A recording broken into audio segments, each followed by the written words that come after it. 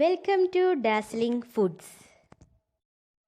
ഞാൻ പോസ്റ്റ് ചെയ്യുന്ന വീഡിയോകൾ അപ്പോൾ ലഭിക്കാൻ ഈ വീഡിയോയ്ക്ക് താഴെ കാണുന്ന സബ്സ്ക്രൈബ് എന്ന ചുവന്ന ലെറ്ററിൽ അമർത്തിയ ശേഷം ബെല്ലൈക്കണും അമർത്തുക.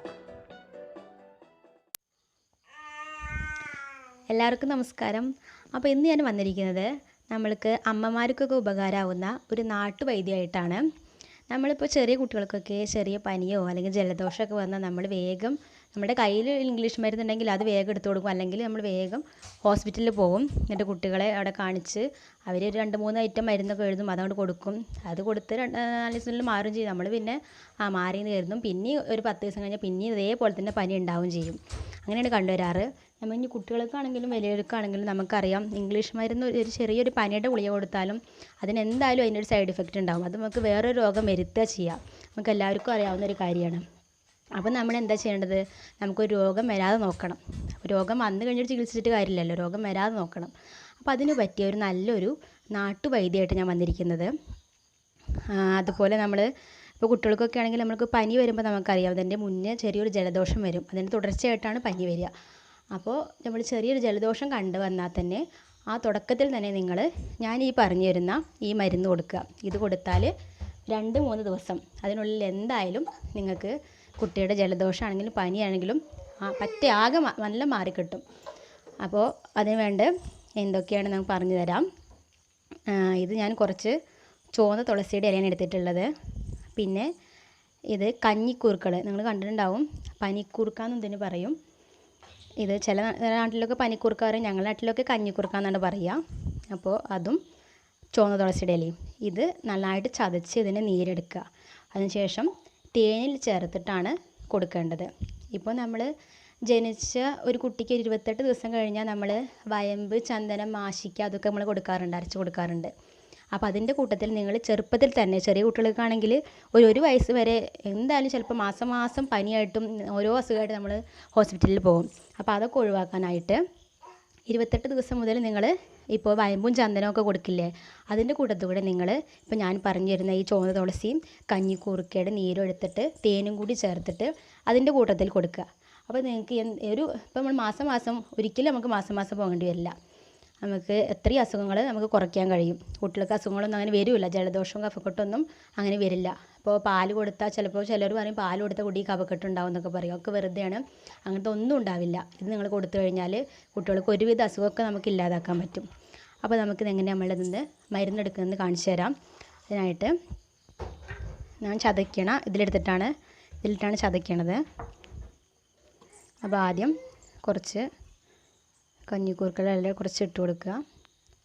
അതിനുശേഷം നന്നായിട്ട് ചതച്ചെടുക്കുക. ഞാൻ കഞ്ഞിക്കൂർക്കളും ചുവന്ന തുളസി നന്നായിട്ട് ചതച്ചെടുത്തിട്ടുണ്ട്. ഇനി ഞാനൊരു പാത്രത്തിലേക്ക് തേനെടുത്തിട്ടില്ല, അതിലേക്ക് നേരിട്ട് ഇതേപോലത്തെ ഒരു അരിപ്പ് ഉപയോഗിച്ചിട്ട് നമുക്ക് പിഴിഞ്ഞെടുക്കുന്നത്. അതിൻ്റെ ചണ്ടിയൊന്നും പെടില്ല. ഇതിൽ പിഴിഞ്ഞെടുക്കുക. നമ്മൾ വെള്ളം ചേർക്കരുത്, ചതയ്ക്കുമ്പോൾ വെള്ളം ചേർക്കരുത്. കാരണം ഇത് കഴുകി വയ്ക്കുമ്പോൾ വെള്ളം മാത്രം മതി, വെള്ളം ചേർക്കാൻ പാടില്ല. നമുക്ക് അതിൻ്റെ സത്ത് മാത്രമേ വേണ്ടത്. തേൻ ചേർക്കുമ്പോൾ അതിൻ്റെ ചിലപ്പോൾ ചെറിയൊരു കയ്പ്പുണ്ടെങ്കിലും, ഇപ്പോൾ ഈ കഞ്ഞിക്കൂർക്കൾ പറഞ്ഞില്ല, പനിക്കൂർക്ക പറഞ്ഞില്ല, അതിന് ചെറിയൊരു തരിപ്പുണ്ട്. ആ തരിപ്പൊന്നും കുട്ടികൾക്ക് അറിയാൻ കഴിയില്ല.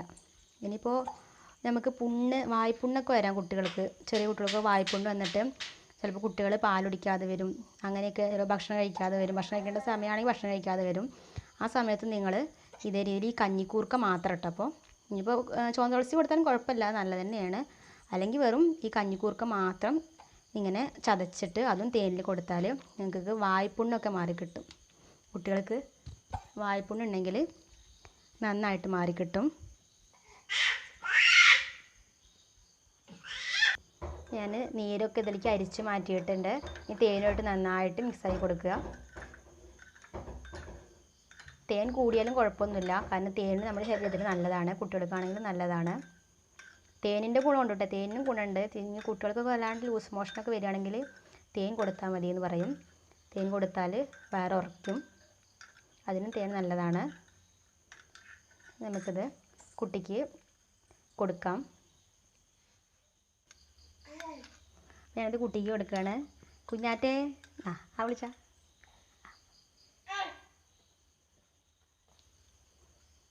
എങ്ങനെയുണ്ട്?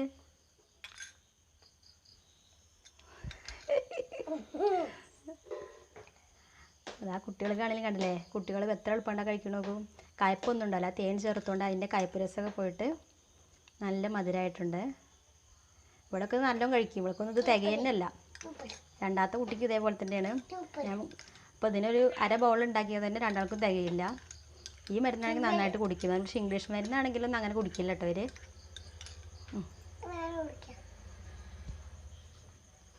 അപ്പോൾ നിങ്ങളെല്ലാവരും ഇനി ചെറിയ പനിയൊക്കെ വന്നാൽ ഞാൻ പറഞ്ഞ ഈ നുറുങ്ങ് നാട്ടറിവ് പരീക്ഷിക്കാം. അങ്ങനെ ഹോസ്പിറ്റലിലൊന്നും കൊണ്ടുവരലൊക്കെ നമുക്ക് കുറയ്ക്കാം. അപ്പോൾ നിങ്ങളിനി പുതിയ വീടൊക്കെ വയ്ക്കുന്നവരാണെങ്കിൽ ആദ്യം നിങ്ങളെ വീട്ടിൽ കുറേ ചെടിയൊന്നും അല്ല ഉണ്ടാക്കേണ്ടത്. നിങ്ങൾ ആദ്യം കുറച്ച് ചുവന്ന തുളസി, അതുപോലെ കഞ്ഞിക്കൂർക്കൾ, പിന്നെ മുഞ്ഞയുടെ ഇല, അങ്ങനത്തെ കുറച്ച് ഔഷധങ്ങൾ, അതുപോലെ തന്നെ നമ്മൾക്ക് കുരയൊക്കെ വന്നാൽ നമുക്ക് ചുമ വന്നാലൊക്കെ നമ്മൾ ആടലോടകം ഉണ്ടാവും. ആടലോടകത്തിൻ്റെ അത് പൊടിച്ച് അത് പഞ്ചസാര ചേർത്തിട്ട് കഴിച്ചാൽ നമുക്ക് ചുമയൊന്നും ഉണ്ടാവില്ല. അതുപോലെ ആടലോടകം, ചുവന്ന തുളസിയും പനിക്കൂർക്ക ഇതൊക്കെ നിങ്ങൾ ആദ്യം നടുക. അത് ആദ്യം ഉണ്ടാക്കുക. എന്നാൽ നമുക്ക് കുട്ടികൾക്കുള്ള വീട്ടിലാണെങ്കിൽ നമുക്ക് എപ്പോഴും ഉപകാരമാവുന്ന സസ്യങ്ങളാണ്. അപ്പോൾ ഇനിയും നല്ലൊരു വീഡിയോ ആയിട്ട് ഞാൻ ഇനിയും വരാം. അപ്പോൾ അടുത്ത വീഡിയോയുമായി കാണുന്നവരെ എല്ലാവർക്കും ശുഭദിനം. നന്ദി.